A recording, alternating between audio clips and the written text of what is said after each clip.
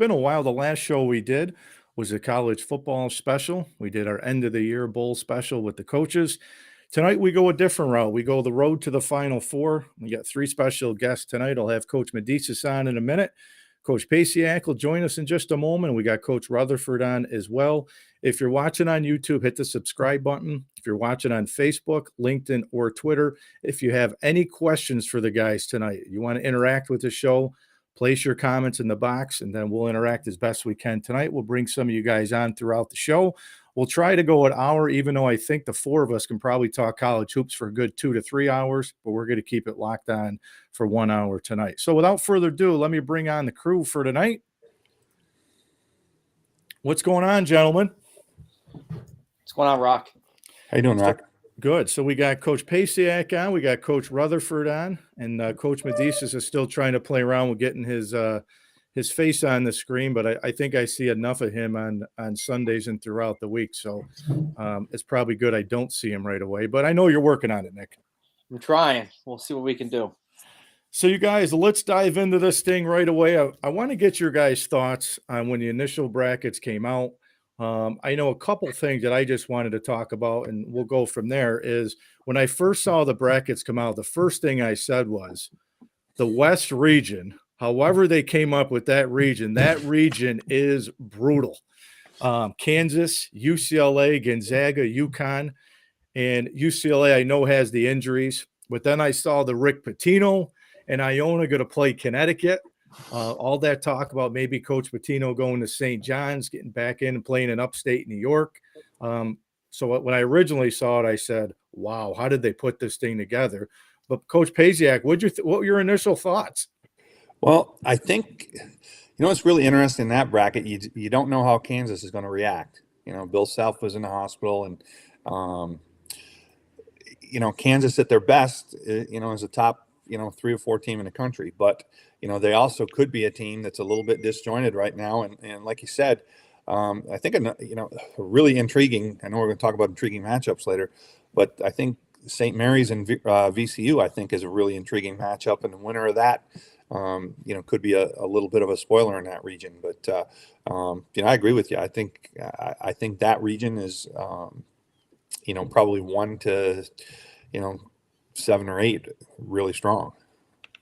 Jay, what'd you think when you first saw him come out? I mean, this year is intriguing. We kind of talked about it a little bit earlier. I mean, you can have 10 to 15 teams that possibly could win this whole national championship. And the storylines between injuries to, like Coach said, UCLA and, going forward with that, Bill Self coming back, the Kansas, should they have been in Kansas City versus Vegas? There's a lot of talk about that. So, I mean, I think the storylines are going to be very, very interesting. And like I said, I think it's wide open. I mean, we're talking about 5 seeds possibly getting to the championship game. So it's very interesting. Medicis, what'd you think when you first saw him get released on Sunday? I was shocked that Houston, they said, was basically the number 2 1 seed. Coming off that loss to Memphis was kind of surprising.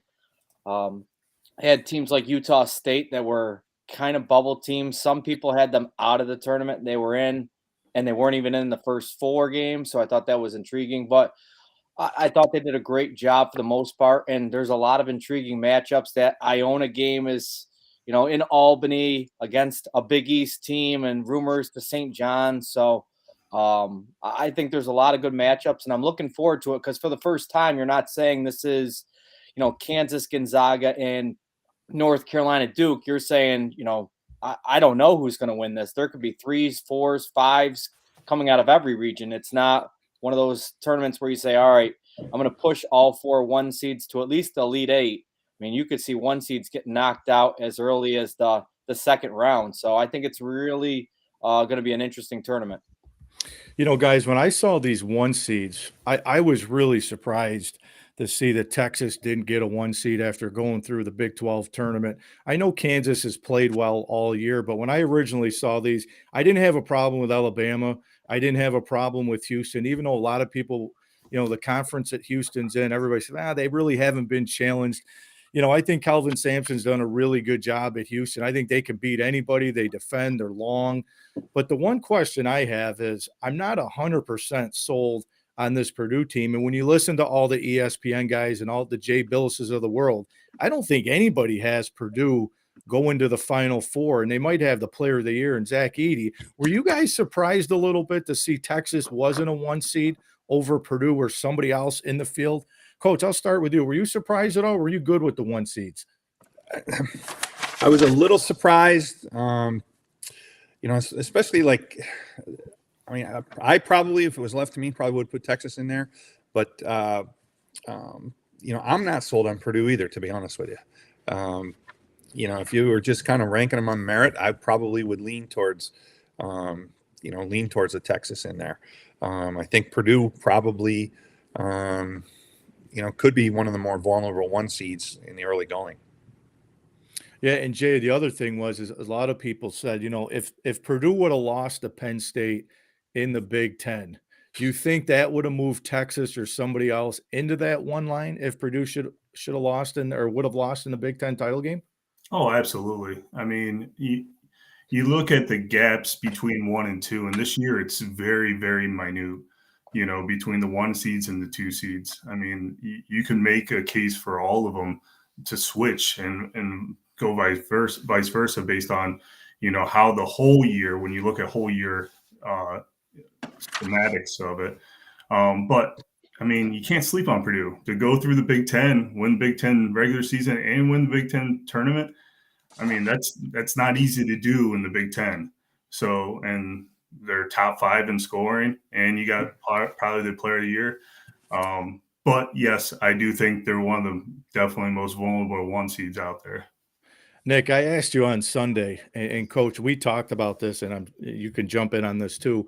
But I had asked Coach Medicis, I said, Coach Oates has done a really good job at Alabama. That style of play he's brought there. And right now, when you look at pass as far as the 1 seed goes, I would think right now Alabama's got the easiest pass of the 4 1 seeds. But I asked Nick, and I'll ask you again, can that style that Nate Oates plays at Alabama, can that win a national championship? Because I always think in this NCAA tournament, if one of these teams gets cold shooting, anybody can beat you on any given night. So I'll ask you again, do you think this Alabama team in that style can win a national championship? That style can absolutely win a national championship because of the way that Alabama defends. I think what gets overlooked is the fact that Alabama is a decent defensive team. I mean, they play good half-court man-to-man defense. If they rebound the ball, because they crash the boards offensively, if they can get stops and defensive rebounds and then push the tempo and spread you out, and they ball screen and pop and play some 5 out and 4 out, and I mean, that offense is fun to watch. My question to them, and it's the same question that I think most people are going to ask, when the 3 ball isn't going in, can they offensive rebound, and are they good enough defensively to get stops to win a game in the 60s when, the offense is struggling a bit? Coach, what's your thoughts on Alabama? I don't want to echo what Nick said, but I think one thing that gets overlooked about Alabama is they can defend all 5 spots on the floor. They switch ball screens really well, and there's not one guy on that starting 5, even in the rotation, that can't switch and play off the ball. So I think defensively they can play in the half court, and they can create turnovers, which would lead to offense. I agree with you guys, and I think they're the overall 1 seed, and deservingly so. I think one of the things that's going to be interesting, they're a really polarizing team right now because of all the off the court stuff. And they've done a great job of shutting that out when they go on the court. But now you're in the NCAA tournament, and as they progress and everything, that becomes more and more of a microscope issue. So, does that become a distraction for them? I think that's going to be one of the little interesting side stories of the tournament. Jay, when we look at the 1 seeds, and this is one of the things I wanted to talk a little bit about, everybody always says, who's the most vulnerable 1 seed? And I'm glad my Zags aren't a 1 seed, because every year everybody says the Zags are going to be the first one to lose. But I think for me, and I think maybe for you guys as well, and Jay, I'll start with you, it has to be Purdue. They're 4-4 in their last 8 games. I know they're coming off of the Big Ten title game. Penn State really pushed them. Ohio State pushed them for 3/4 of the game, the semifinal game in the Big Ten tournament. But I think for me, it's can the guards play and knock down big shots in a tight game? We know what Zach Edey's going to do. He's going to be a load inside for anybody to handle. But Jay, are they the most vulnerable one seed of the 4 ones? Yeah, I mean, obviously I'm a Big Ten homer, but definitely I do think so. I think Penn State, showed something to the rest of the world that, at the end of that Big Ten game of, the ability to press those guards, and they're young guards. And we've seen it in the NCAA tournament. Guard play can win the tournament, period. And losing, Jaden Ivey, that hurt them definitely for that part. So if you can, speed up the game where they can't get in a half-court set to get, Edey the ball, and you take Edey out of the game because you're just speeding it up, I think it's going to be difficult. If Purdue can get in that half-court game, they're hard to stop. I mean, he touches that ball on the block, and there's no one in the league that can, NCAA that can stop him. But I think, second round matchup, it's definitely going to be interesting, definitely with Memphis there and going forward. Coach, what's your thoughts? You agree with that? You think Purdue is the most vulnerable? Either Purdue or Kansas. I would say on the surface, Purdue, because of all the reasons you guys have talked about, and then Kansas, because we talked about earlier with Bill Self and the unknown of how they're going to react. And I also think that Kansas's path may be a little bit tougher than Purdue's, but I think Purdue is vulnerable. Like, they're going to get out of the first round. Memphis, Florida Atlantic second round should be able to get past that game. But then I think, when they run into either Duke or Tennessee's a team that I think is really good that nobody's talking about. I think that's where wouldn't surprise me to see Purdue stub their toe at that point. Nick, the last 4 in was Mississippi State, Pittsburgh, Arizona State, Nevada. The first 4 out were Oklahoma State, Rutgers, North Carolina, and Clemson. And I was going to add this in the beginning, but I'll ask you, of the last 4 in and first 4 out, did you have any problems with the 4 that got in versus the 4 that got out?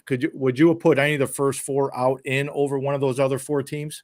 I can't believe I'm saying this as a Syracuse guy, an old school Big East fan, but Rutgers should have been in. I mean, you're talking about a team with a net ranking of 35, Ken Palm 40.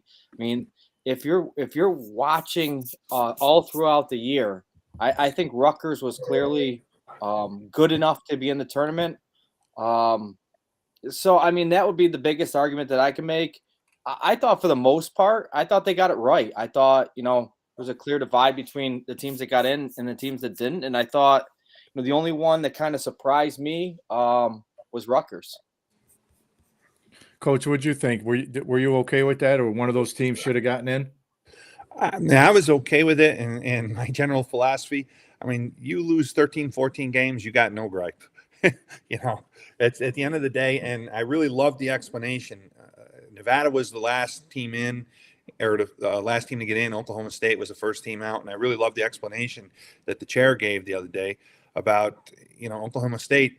You had 18 opportunities to get a quad 1 win. You only won 6 games, So, playing a tough schedule and a high strength schedule, okay, fine. But at some level, you got to win those games versus Nevada was something like, 12-2-ish against quad 1 and quad 2. So, I thought they did a good job, in that respect. Like I said, I don't have any sympathy for, teams with 12, 13, 14 losses that don't get a bid. At the end of the day, win more games. Well, I'll tell you, one of the ones I had a problem with, guys, Clemson didn't get in, and I got up on the screen. They finished 23-10. Their net rank was 60th. Quad 1 wins, they were 4-4. But here's the line that I have a problem with. NC State got in.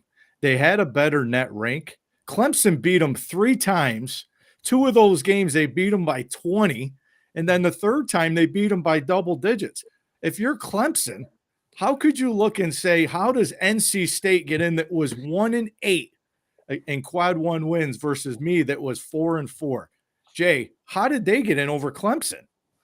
Yeah, it's tough, and I heard an interview with Coach K today, and he was talking about these analytics and eye tests versus eye tests, and he's talking about who decides what's a quad one, what's a Q2, what's a Q3, what's a Q4. You could play a team earlier in the season, they're a quad one. By the time the end of the season, now they're a quad three win. So I don't think anybody truly understands how are those decisions being made. I know it goes by net rankings and everything else, but the eye test comes into play. I mean, you take a team UNC, if they weren't the number one seed at the beginning of the year and they were a 20 ranked 20th at the beginning of the year, not a number one team, would we look at them different and say, okay, they just were disappointing because they returned 4 starters? But I mean, you look at their losses, every loss was to NCAA tournament team except for Virginia Tech and Wake. So I mean, they did their job, but it's tough when you look at those 4. But I agree with Coach Medicis. Rutgers, they beat Indiana, Penn State, Michigan State, Northwestern, Maryland, which are your conference games, but all of them are in. And they're sitting by. I think the committee didn't want to see that many Big 12 teams or Big 10 teams in there and had to give someone else a chance. Coach, I got to ask you this one about North Carolina. When I saw that Hubert Davis says we're not playing in the NIT, if you're a coach, if you're Dean Smith, even if you're Roy Williams right now, how do you tell your kids you're not playing in? Don't you go play and compete in that tournament and go prove everybody and say, you know what? We didn't get into the NCAA tournament. We turned around and won the NIT. How do you decline the NIT offer? It's really strange because, teams have, and I understand Carolina puts their program at a different pedestal. They're one of the blue bloods in college basketball. But, at the end of the day, I think teams have used the NIT experience as a springboard into the following year. And college basketball is a weird bird in this sense. Use Syracuse as an example. They go 17-15. It's a horrible year, right? Everybody's down on the program. Boeheim retires and everything. Football team goes 6-6 and goes to a bowl. And it's like college football. You go to the Joe's Bar and Grill Bowl and it's a great season, right? College basketball, you don't get an invite to the NCAA and somehow the NIT is like a slap in the face or the CBI or anything. I really don't get why these teams wouldn't want to extend their season, get their seniors a couple more playing opportunities, at the same time get their young guys, some tournament level experience. So, Medicis, I can't see your face, but when he was talking Syracuse football at 6-6, I feel like we're going back to the football show where we're going to start on Syracuse football, saying you got to win the 50-50 games. If they can win the 50-50 games, they go play in a Pinstripe Bowl. Dino Babers is a hero. Oh, I don't want to hear about Syracuse football right now. Sorry, Nick. Well, you guys listen, the 5-12 games are always some of the best games of the tournament. The 5 seeds are 95-53 versus the 12 seeds since 1985. And a 12 seed has beaten a 5th seeded team in all but 4 years since 2000. So I'm going to start in the Midwest. And I want to see. I won't give you my picks yet because we'll go through them quickly towards the end here and we start picking games. When I saw all the 5-12s, I think all the 12s have a potential chance to win these 5-12 games. But I want to start with the Midwest first. Miami against Drake. A lot of people have Miami going pretty far because the guard play for Miami. Drake shoots the ball really, really well. Jay, any chance in this one that Drake can get Miami? I'm going to give it to Nico. What do you think, Nico? I like Drake a lot. I feel like Miami's not that good this season compared to their big Cinderella run last year. I think Drake can pull off the upset against Miami. Yeah, with Omir being out, that hurts, our possibility, the injury. I definitely think that hurts. But, I think Drake can definitely pull it off. Coach, what do you think? Is this one you think Drake can get by Miami? Miami's good guard play. My lean is Miami in that one. I think guard play matters in tournament play. So of the 5s, of the 5-12s, Like Miami to me would be one of the safer ones. You know, I mean, it comes down to making shots a lot of the times, tournament play. But you know, I would lean to Miami in that one. Medicis, Drake, 50% of Drake's shots are from inside the paint. They shoot 30% from behind the arc. They're 16-2 over their last 18 games, so they're coming in as one of the hottest teams in the country. Do you see this 12 seed Drake beating Miami? I think this is going to be a close game, a competitive game. But I think Miami's guard play is just going to be too much. I think we've talked about it a number of times. You win with guards in the NCAA tournament. I think Miami's guards will kind of lead them. It's going to be a close game. It would not surprise me one bit if I could say this for all 5-12 games. I mean, I think the 12 seeds are all really good teams this year, and I wouldn't be surprised if any of them. But yeah, I'm leaning Miami as well on this one. So this is one, guys, in the East. A lot of people I've seen have Duke in the Final Four. Duke is a 5 seed, winning the ACC tournament, probably misseeded, playing really good basketball right now. They got the bigs. They got Filipkowski. They got peaking at the right time. But this Oral Roberts team is really, really good. Jay, I'll start with you. Do you think Oral Roberts can take Duke to the wire and actually beat them? Yeah, so you have the best number 5 seed and, in my opinion, the best number 12 seed, going against each other. I think it's a tough draw for Oral Roberts. If they were playing any other 5 seed, I'm betting them all day long. But Duke is hot. I mean, they're really hot, and I think their momentum is going to push them right in there. And Oral Roberts, unfortunately, won't get any credit that they probably deserve, playing against a really, really tough Duke team. Coach, what do you think? You think Oral Roberts has a shot, or are you riding Duke? I think they got a shot because I think they're a really, really good team, probably underseeded. And I think that's one of the reasons you see so many like 12-5 and even 13-4 upsets is the committee tends to underseed really good mid-major teams. So I think, I think Oral Roberts has a shot. I think pressure's a little bit on Shire if they were to get bounced in the first round. I think he'd be facing a little bit of, even though he's done a great job this year, get a little bit of backlash right away for that. But I think Oral Roberts has a shot. I'd go with Duke, but it wouldn't shock me to see Oral Roberts win that game. Medicis, this Oral Roberts team last year in the NCAA tournament, they beat Florida, they beat Ohio State, they got beat to Arkansas, who went deep. And they might have one of the best players in the country, and Max Abness, who was a junior this year, averaging 22 a game, that probably nobody knows about because nobody really watches Oral Roberts. Are you buying in? Can Oral Roberts get Duke? No, I'm not buying it. I liked Oral Roberts, and I thought they were a team that I could sleep on and possibly pick to get to the Sweet 16. But Duke is playing way too well, and I look at comparable matchups, and again, when Oral Roberts played Houston, and granted it was early on in the year, Houston just absolutely pounded them on the boards, and I know they got the big guy, and Abness is quick and a guard. He's a little tiny guy, but I just don't see it. I think Duke's playing really well. They're underseeded, and I like Duke to make quite a run. Yeah, I'm with you. And Coach, I'll start with you on this one. And I've went back and forth on this matchup. I did finalize my picks late last night. But San Diego State's another one of those teams out of the Mountain West that not many people have watched. They're tough defensively. They can get up and down. This Charleston team was a team that was hot all year. They love to shoot the 3 ball. They're fast, up-tempo. They miss a lot of shots, but they're one of the better defensive teams in the country too. Is this where you could see a 12 beat a 5? I think so. I mean, first of all, Charleston's 31-3, right? So, it doesn't matter who you play. You win 31 games. That's pretty impressive. They shoot a lot of threes. It's going to come down to if they shoot it well, I think they win this game. Because the other thing about Charleston is they're one of the better rebounding teams in the country. So shoot it well, get yourself some second chance baskets. And I think they've got, I think of the 12-5s, they have one of the better chances to advance there. Medicis, what do you think?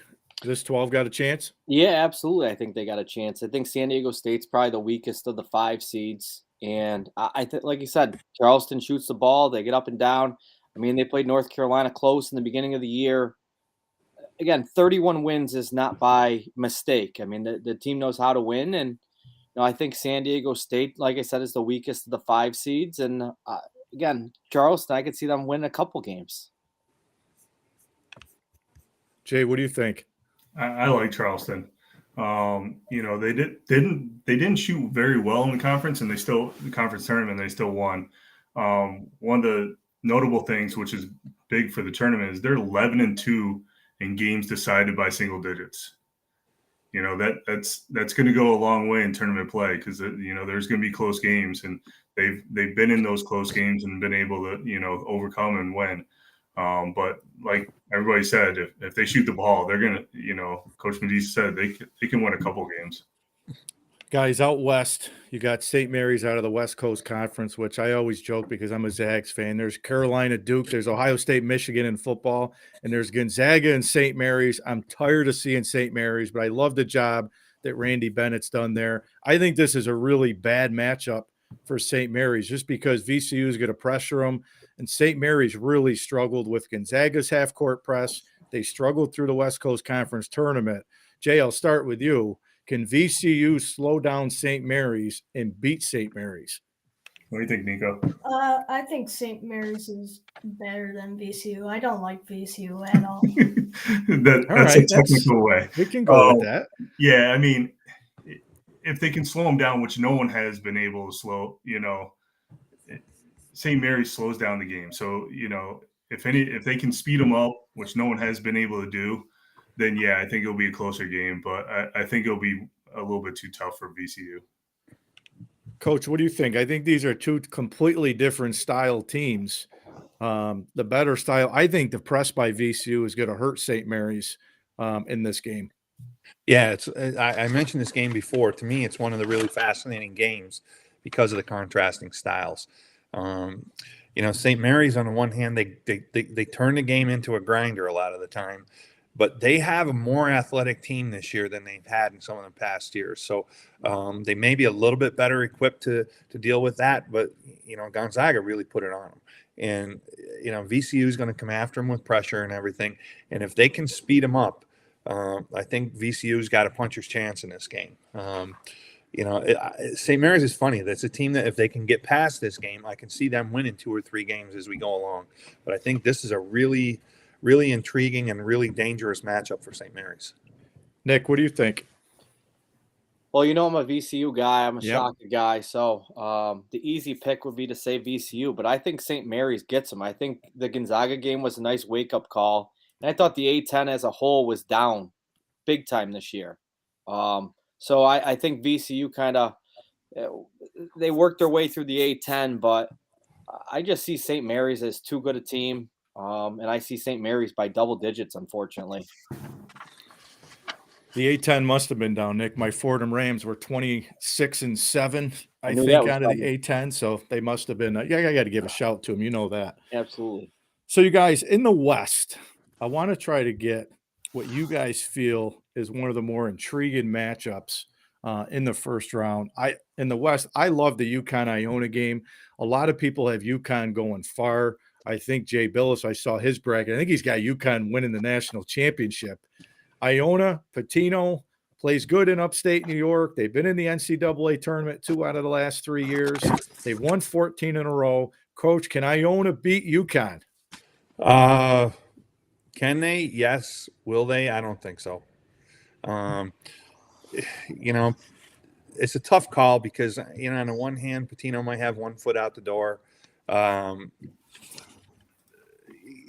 I think UConn might be a little underseeded even. I think they're a very good team. The one thing Iona will have going for them, that game's in Albany. And if they're hanging in the game, like anybody that's not a UConn fan, everybody else that's there is going to be an Iona fan. So, that could be in their favor. But, I think UConn is too good, too talented. And as much as Patino's a great coach and everything, I'd be surprised if Iona can get past them. Nick, what do you think? Iona got a shot?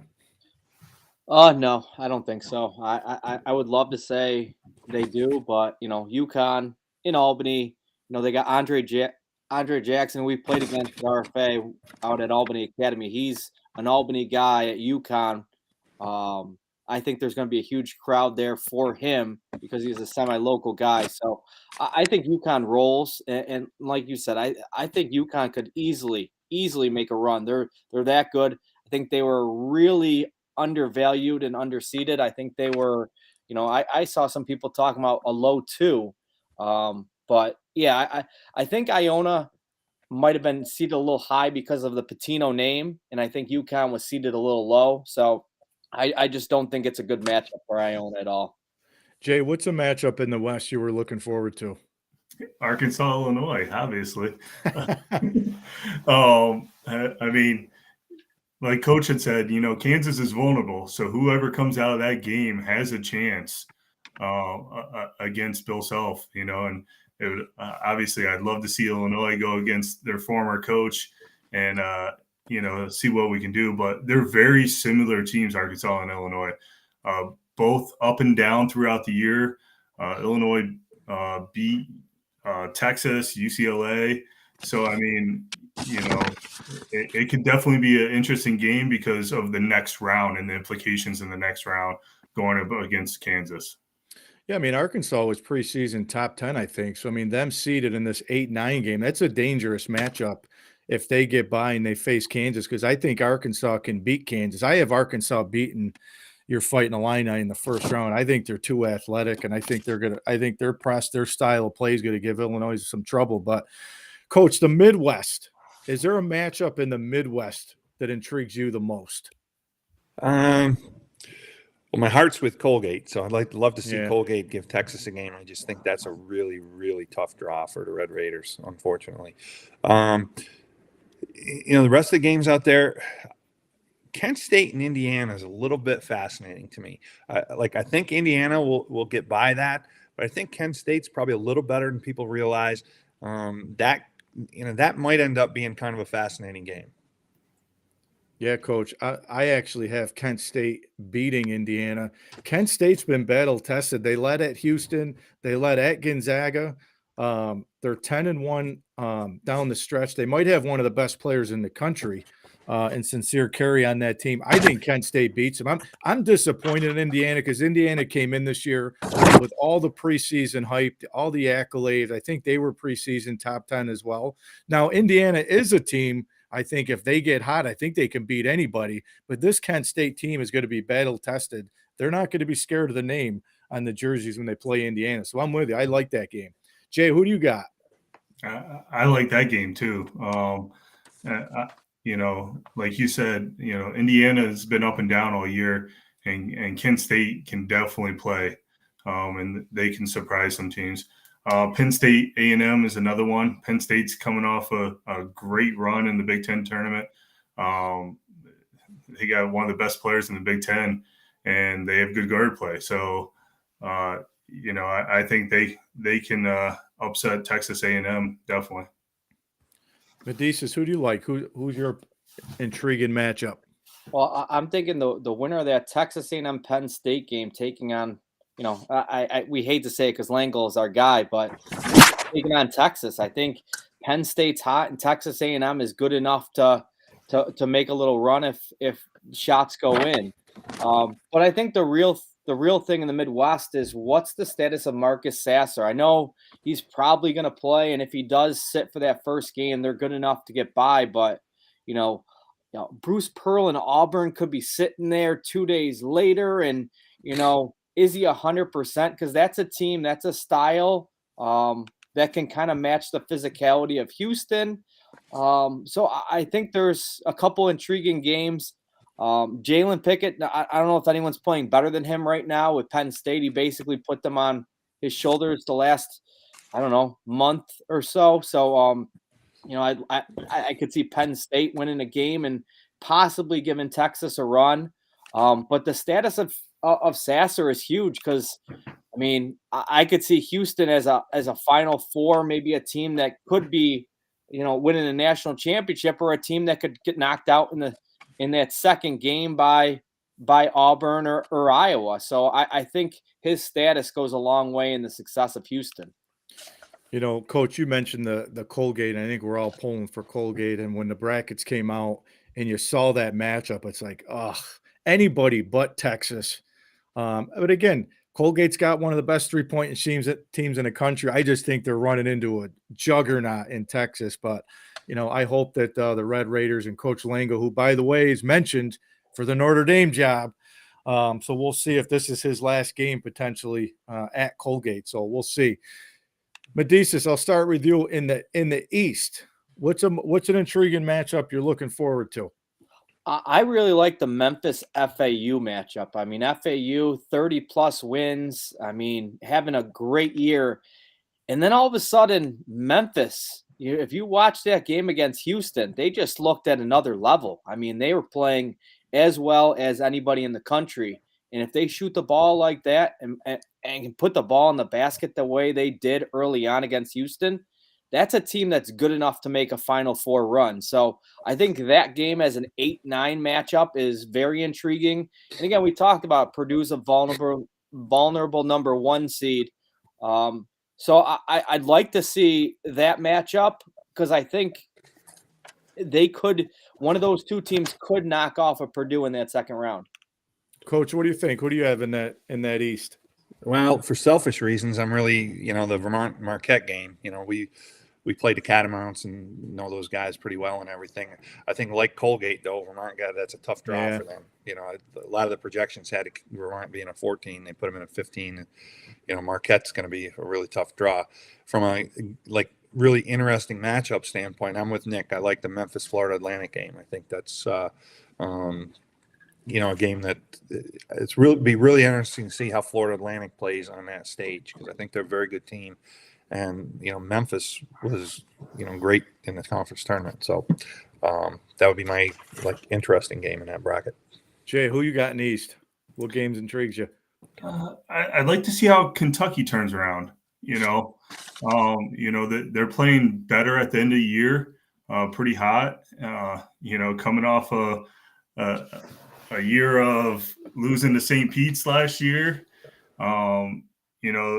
I think with their talented group that they could, get there. They've endured injuries all year long. They're kind of healthy now. I think they could, give Kansas State, trouble in the next round after that. Yeah, I'll tell you, I think the East probably has some of the more intriguing matchups in all of them. I think you guys touched on them. I love the 8-9 game. I think Memphis can beat anybody. I think Memphis is athletic. FAU, you just don't know. I mean, they're 30-3.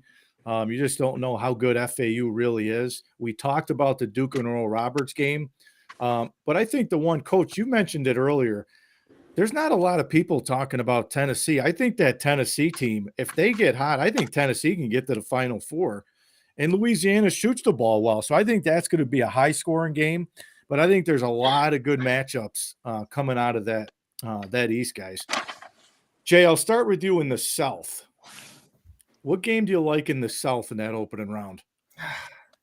I think it goes back to that San Diego State Charleston game. I think the South's got intriguing matchups too. Virginia Furman, you can't sleep on them, and Virginia slows the pace down. Like we talked about with St. Mary's, they play that grinding type of style. But Furman could give them a surprise, and then. Creighton, NC State. I mean, I love this tournament. This tournament's going to be so much fun to watch Thursday, Friday. I don't know. I'm just going to have to take off work or work from home and don't tell my boss. But Coach, how about you? What game stood out?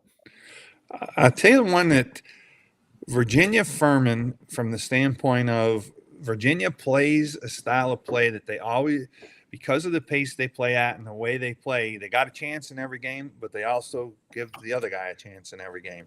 So I think, Furman's got a couple of high-end players.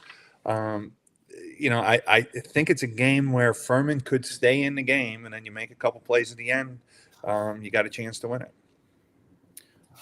Nick, how about you? What'd you think? Man, I thought I was going to go in and talk about Furman, and I was going to be the only one that knew anything because I'm a big Bucky McMillan fan, and he had Samford on the brink, and he was a high school coach 3 or 4 years ago. So it's always intriguing to see those high school coaches making the jump and being successful. So I did watch Samford play Furman, and I'll tell you what, Furman can beat them. I think they both said. I mean, the limited possessions, if Furman knocks down shots and Virginia goes cold in any stretch, Furman's good enough to beat them. Yeah, I feel like, and again, I'm going to bring the Syracuse up here for a minute, but I feel like we always said that if Syracuse got in the NCAA tournament, Nick, like we always say, is they're good for a couple wins because of the 2-3 zone unless they play an ACC team. I feel like, and Coach, you said it about the pace that Virginia plays at. Furman has seen nothing like Virginia's going to show them in this opening game. So I think that pace, not seeing it, I think Virginia wins this game hands down. I think they win it easily.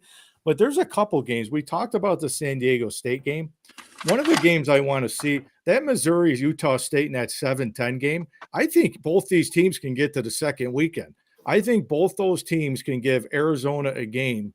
Obviously, we're going to think Arizona should get by Princeton, even though I think Princeton's going to slow them down. But I think athletic-wise, I think the style that Missouri plays and the style that Utah State plays, I think they can win the first game, and I think they can give Arizona a game to get to the second weekend. So I like that game. And I think the other one for me is going to be the Creighton game. I think Creighton, again, was preseason top 5 in the country. They're healthy now. I think a 6 seed for them. If they were healthy all season, I think I could have saw Creighton maybe in that 2 to 3 seed. So I think seeing how they react to a 6, I think they can get hot, and I think they can make a run too. So a lot of good games for sure in that East or in that South Division, guys. So here's what I want to do, guys. I want to go through, and we're not going to pick every game. I want to go through and have you guys, you don't need to break it down. I just want to have you guys pick the first round games, and then we'll give our final 4 picks at the end. We'll give our national championship picks at the end. So what we'll do is, why don't we start in the Midwest? And I just want to have you guys go through the first round games. Give us your picks. So if there's people watching this that may watch the replays too, I told people tonight, if you want any picks, we're going to give them to you tonight. Just give me who you like. You don't need to break it down. We'll try to get through it quickly. We'll start in the Midwest. Jay, I'll start with you and go down screen here. Give us your picks in the Midwest in the opening games. All right, so we'll start with that Houston 16, the 1-16 game, right? You want to start with that? Yep, and go right, yep. All right, I got Houston, and then I got Auburn. So Houston, Auburn, second round. Drake beating Miami, Kent State beating Indiana. Iowa State going on, Xavier going on, Penn State versus Texas. All right. Coach, who you got? We'll go Houston, Auburn. Take Miami. I got Kent State in the upset. Iowa State, Xavier, Texas A&M, who I think is criminally underseeded in Texas. Yep. Medicis, how about you? I got Houston, Auburn, Miami, Indiana, Iowa State, Xavier, Penn State, and Texas. Oh, okay. Okay.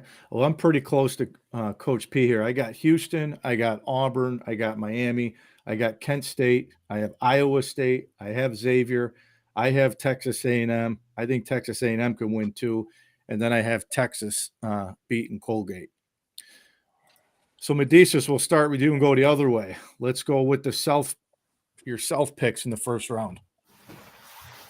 I got Bama, I got Maryland, I got Charleston, I have Virginia, I have Creighton, Baylor, Missouri, and Arizona. Okay. Coach, who you got? I got Alabama, West Virginia. I got Charleston in the upset. I got Virginia, NC State, and here's my upset of the first round, Santa Barbara over Baylor. Ooh. And then I got Utah State and Arizona. Ooh, okay. Jay, how about you? I got Alabama, Maryland, Charleston with that 12-5 win, Furman with my upset over Virginia, Creighton, Baylor, Utah State, and then Arizona. I actually have to go to my online app because I was thinking, I'm like, wait a minute, who did I pick? I'm looking at a blank bracket on my screen here. I did I do got the same thing. Alabama, I got West Virginia, I got San Diego State, Virginia, Creighton, Baylor, Missouri, and Arizona. So I got all chalk outside of the 9-8 in that one. So, Coach, we'll start with you. Let's go to the West region. Alrighty, I got Kansas, Arkansas, St. Mary's, and Yukon. I got the upset. I got Arizona State beating Nevada and then beating TCU. And then I got Gonzaga, Northwestern, UCLA.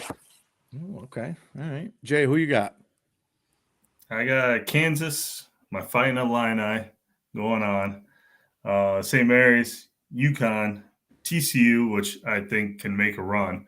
That TCU Gonzaga game could be a very, very good game. The Zags, Northwestern, and UCLA. Medicis, who you got? I got Kansas, Arkansas, St. Mary's, UConn, TCU, Gonzaga. I got Boise State in the upset, and then UCLA. Yeah, I'm with you. I got Kansas, Arkansas. I got VCU, UConn, TCU, Gonzaga, Boise State, and I have UCLA in that matchup as well. So, all right. So let's see. Nick, we'll go with you here. Let's go to the East. Well, obviously I got Purdue, but I'm hoping Fairleigh Dickinson can win tomorrow. Shout out to Tobin Anderson, the former Hamilton College coach. Got his team to the NCAA tournament in his first year. So I got Purdue, I got Memphis, Duke, Louisiana, Kentucky, Kansas State, Michigan State, and Marquette. All right. Coach, how about you? All right, I got Purdue, Florida Atlantic, Duke and Tennessee, Providence in a mild upset, Kansas State, Michigan, and Marquette. Jay, how about you? Purdue, Memphis, Duke, Tennessee, Kentucky, Kansas State, Michigan State, because Izzo's always going to get a tournament win. I don't know how he does it, but he always does. And then Marquette, who I think can make a deep run as well. See, that Michigan State game, USC, I just don't know what Michigan State team's going to show up. If they can shoot the ball well, and then USC's just been so hit or miss. But I got Purdue. I like Memphis. I like Duke. I like Tennessee. I like Kentucky, Kansas State. I got Michigan State, and I got Marquette. So I think I have all chalk in the East. So let's go to, because I didn't have us picking every game, guys. Let's go to and see who you guys have in the Final Four, and then we'll go around the horn and see you guys have winning the national championship. Jay, I'll start with you. Who do you got in the Final Four? I got Alabama, Duke, and Texas, Gonzaga. All right. Coach, who you got? I got Houston, UCLA on one side, and I got Alabama and Tennessee on the other side. Oh, okay. Medicis, how about you? I also have Houston, UCLA on one side, and then I have Alabama, Duke on the other. You know, I feel like not many people are talking about Houston. I've seen a lot of Final Four picks on TV and stuff, and there's not many of them that have it. I had to be a homer here because I was really torn with the Zags. I actually was going to pick UCLA to play for the national championship until I heard the injuries. I'm going to go Alabama, Duke, Texas, and Gonzaga is my Final Four. Coach, who do you got playing for the national championship and cutting the nets down? I got Alabama, Houston, and I got Houston winning it all. Ooh, okay. Jay, how about you? Alabama, Texas, and Alabama getting that one. Nick? Alabama, Houston, and you know I'm a Nate Oates guy. I got Alabama. So I did have Texas beating my Zags, so I'm going to try to play the reverse psychology this year. Maybe if I don't pick them, they'll get there, and Mark Few will have a chance to cut the nets down. I got Alabama, Texas.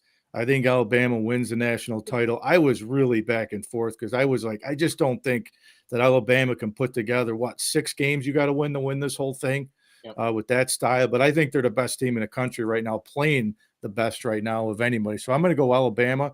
And I got to ask you guys this question because I'm going to just get off topic here while we finish things up.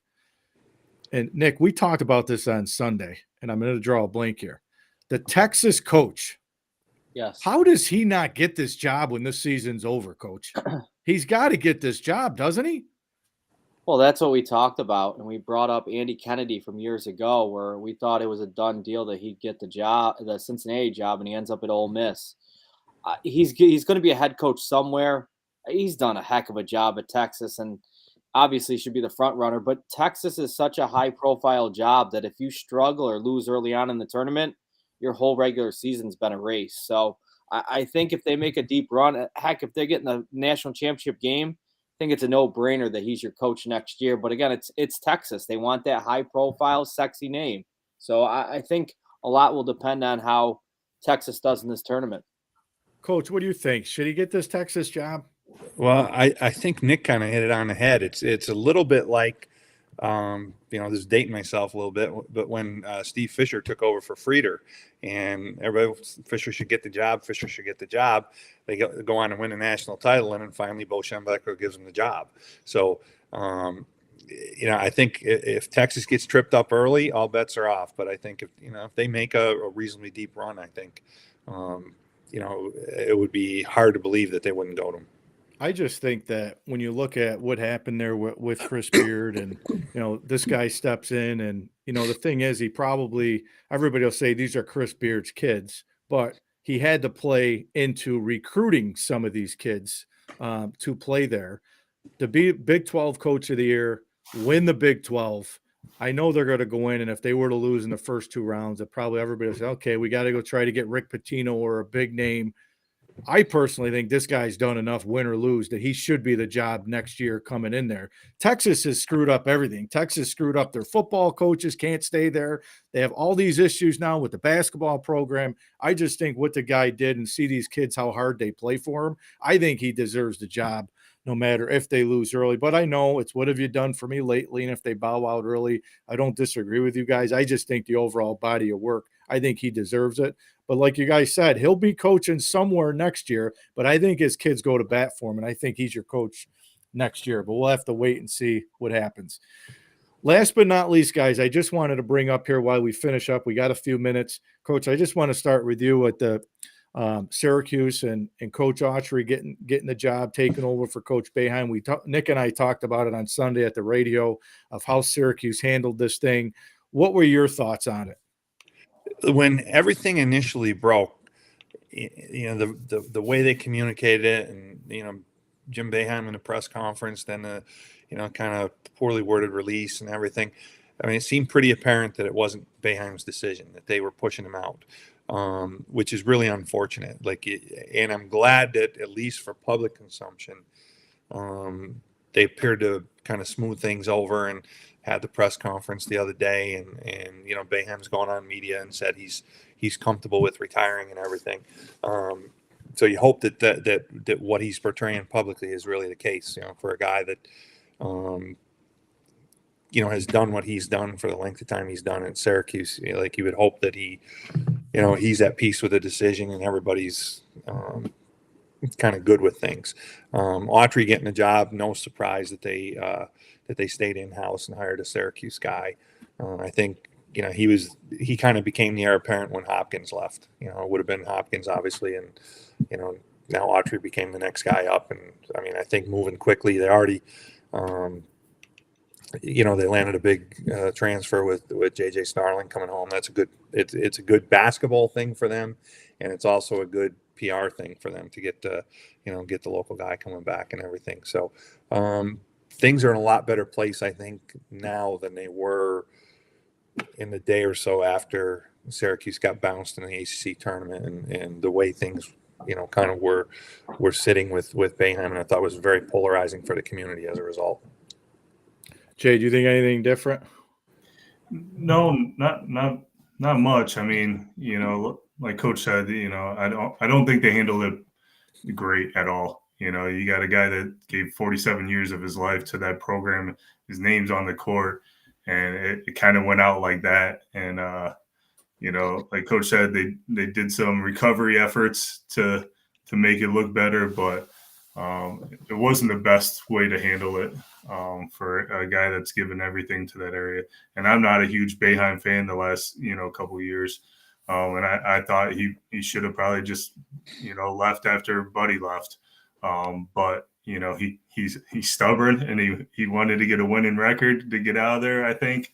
But it's been tough couple years for Syracuse fans. Would have been real interesting to see if Boeheim got his wins back from the NCAA. He would have been, I don't know, Nick, would we say he would have been a couple short of Coach K? And Yeah. that would have been interesting to see. Did they let Boeheim go one more year to break that record of Coach K's? Would have been interesting. But one thing that I said, and Nick and I talked about it with Scott Petoniak, is if I had to make an external call, I would have called Matt Langle at Colgate to see if he had any interest in that Syracuse job. And I know it, we all knew at least 95% Syracuse was going to go internal, just like the Duke job. They went with an internal guy. And I don't think it's a bad hire in Autry. You could have probably flipped a coin between Autry and Jerry McNamara. And, they said that they're going to keep the band together. They're all going to stay on the staff. But now my biggest question is, what's that do for GMAC?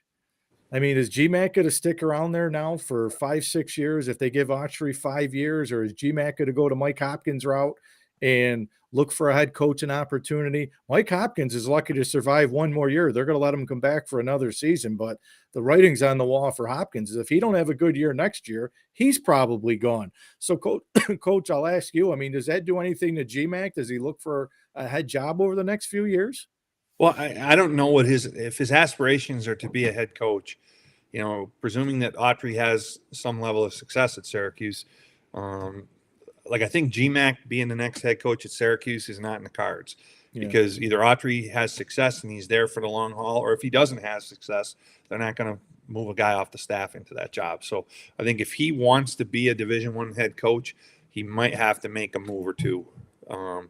But if he's good with being the program guy and being the life, the lifer assistant, certainly he's got enough,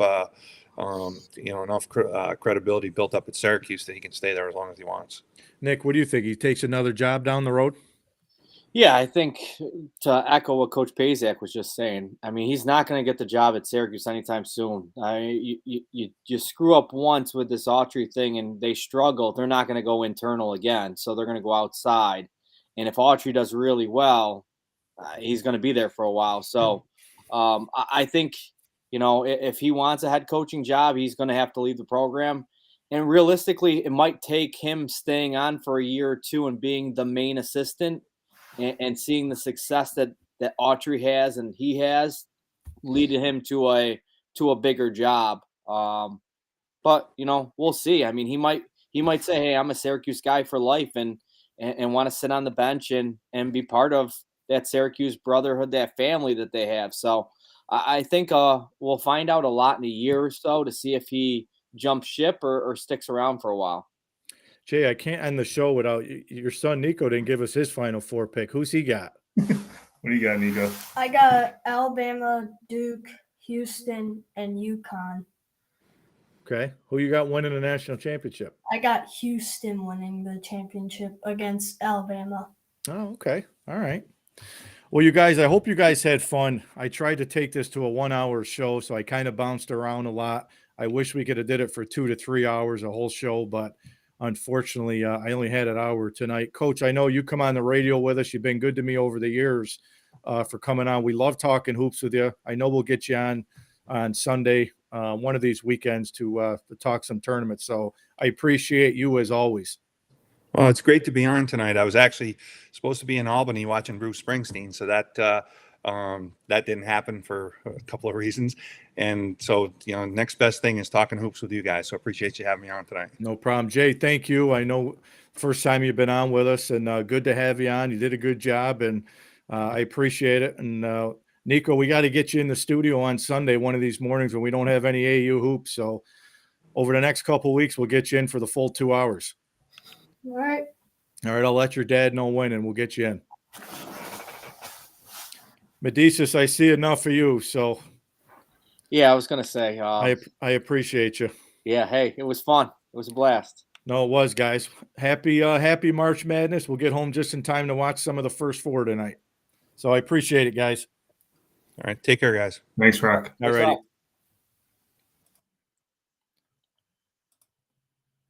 So great to be back behind the mic, and great to have the coaches on. Coach Pasiak has been a great guest of ours on the Mohawk Valley Sports Watch. He's always been kind enough to come on and talk some college hoops with us. We definitely look forward to having him on throughout March Madness. Jay came on with us tonight. I appreciated that. I reached out to see if he wanted to come on. He did a great job.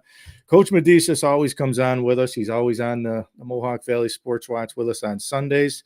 And he's always on the college football show. So it's nice to see the basketball guys step into the football role. But it was a good time tonight. I wish we could have went the full 2-3 hours, but unfortunately I only had an hour tonight to do it. So enjoy your March Madness. Enjoy the first four to the final four. We'll see who everybody's got winning it all. Hopefully you got some knowledge tonight of our picks. And I will be doing another show next week. I'll let you know when. I'll be back on here every couple of weeks with some different guests on. So stay tuned for that. Thanks for following us tonight on Facebook. Thanks for following us on YouTube, Twitter, LinkedIn, and all the social media platforms. So when I say the rock pile is where dreams become reality. Have a good evening, everybody.